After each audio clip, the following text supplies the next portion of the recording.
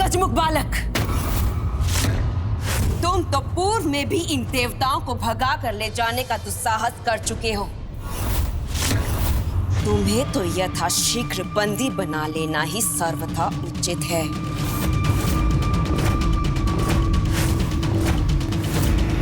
अच्छा, वो तो मेरी एक भूल मात्र थी जो मेरी अज्ञानता के कारण हुई। हाँ, मुझे आभास हुआ देवता संकट में है तो मैं उनकी रक्षा करने आ गया।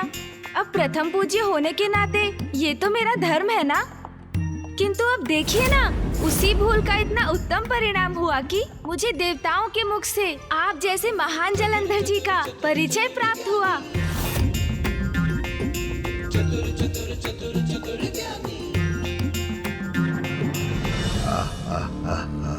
मेरी महानता का प्रचार हुआ हो जिससे अनुचित नहीं, ये विचित्र गजमुख बालक उचित कहता है। भगवान सर्वश्रेष्ठ जलंधर प्रसन्न हुआ। भैया, और मैं तो यहाँ नवीन भगवान महान जलंधर का अभिवादन करने आए हैं। शिव पुत्र भी मेरा नमन कर रहे हैं। शिव का समय गया, अब ये जलंधर का समय है। किंतु भैया, देवराज इंद्र ने तो जलंधर जी को लेकर कुछ और ही कहा था, है ना? हाँ गणेश, कहा तो था। मैंने क्या कहा था प्रथम पूज्य गणेश जी? क्या कहा था इसने? कैसे कहूँ, किंतु कहना तो पड़ेगा ही।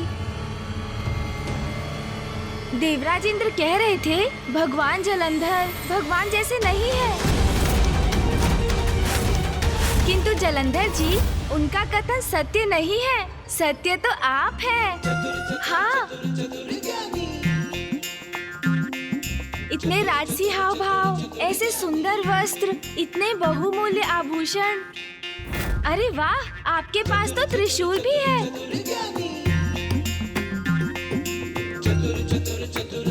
है ना भैया? हाँ। कदाचित भगवान को तो ऐसा ही दिखना चाहिए। पिताश्री तो ऐसा कुछ करते ही नहीं, बस पशु चर्म का वस्त्र धारण करते हैं। उनके तन पर भस्म ही रहती है। साधारण रुद्राक्ष की माला कंठ में धारण करते हैं। किंतु जलंधर जी, आप तो बिल्कुल भिन्न हैं उनसे। हाँ, नवीन युग के नवीन भगवान। भाग गए आप तो मुझे। जलंधर जी की जय हो। चतुर गणेशा।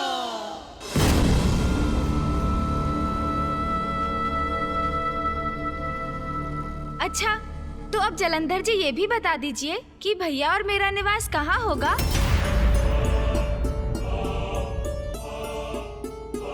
तुम दोनों का निवास कहाँ होगा? अर्थात? जलंधर जी, आपके पीछे खड़ी ये दुष्ट दासी कौन है जो हमारे वार्तालाप में बार बार व्यवधान उत्पन्न करने का दुस्साहस कर रही है? आप जैसे भगवान को दासियों को इतनी स्वतंत्रता देना उचित नहीं जलंधर जी। मूर्ख, दासी कह रहा है मुझे। मेरे बलश्रेष्ठ इसका दंड देंगे तुम्हें। दासी नहीं है, मेरी पत्नी है वो।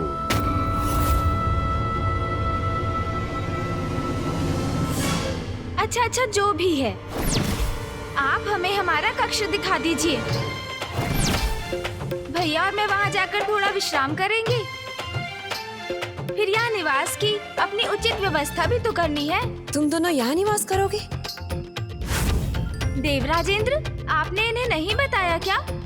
क्षमा कीजिए प्रथम पूज्य गणेश जी, मैं भगवान जी को बताने ही वाला था, किंतु वो अच्छा, समय नहीं मिला आपको? कोई बात नहीं, मैं बता देता हूँ। जलंधर जी, मैं प्रथम पूज्य हूँ और मेरे भैया कार्तिकेय देव सेनापति। किंतु अब आप ही नवीन भगवान हैं, तो हम दोनों का आपके साथ ही निवास करना उचित है। ये शिव पुत्र यहाँ क्यों निवास करना चाहते हैं? शरणागत को ठुकराना तो भगवान के लिए उचित नहीं, किंतु इन पर मुझे विश्वास भी नहीं। भैया, मुझे प्रतीत होता है कदाचित जलंधर जी हमारे निवास के विचार से प्रसन्न नहीं। उचित है, कोई बात नहीं। चलिए हम अपने कैलाश लौट चलते हैं भैया। हाँ गणेश, चलो।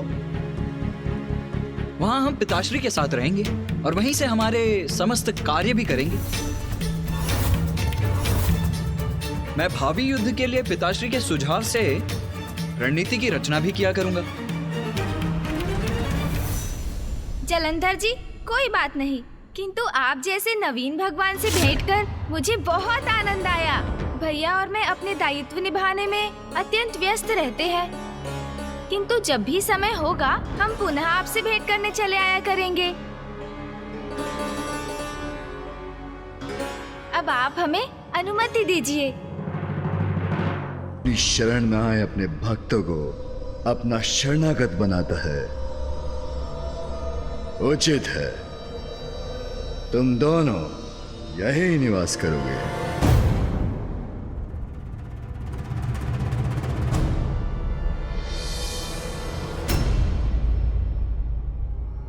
धन्यवाद नवीन भगवान जी, आपने सिद्ध कर दिया। आप तो वास्तव में ही महान है। महान ही नहीं, महानतम हूं मैं सर्वश्रेष्ठ भगवान जलंधर। अब तुम सभी यहां से प्रस्थान करो। भगवान सर्वश्रेष्ठ जलंधर विश्राम करने के इच्छुक। स्वयं को भगवान कहने वाले जलंधर, अब आपका अहंकार ही आपको विनाश की ओर धकेल देगा। जितना विश्राम करना चाहते हो कर लो जलंधर, क्योंकि अब शीघ्र ही तुम्हारा संकट काल प्रारंभ होगा।